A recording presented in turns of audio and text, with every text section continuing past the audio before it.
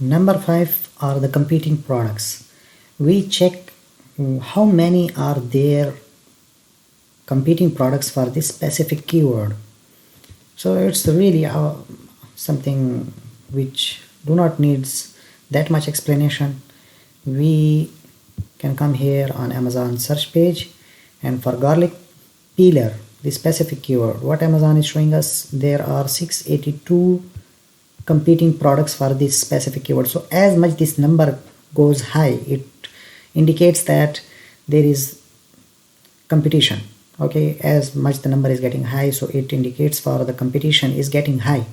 So we try to find any product which is having low competition, and we can enter that market and take out our profits, and it's just a win-win then.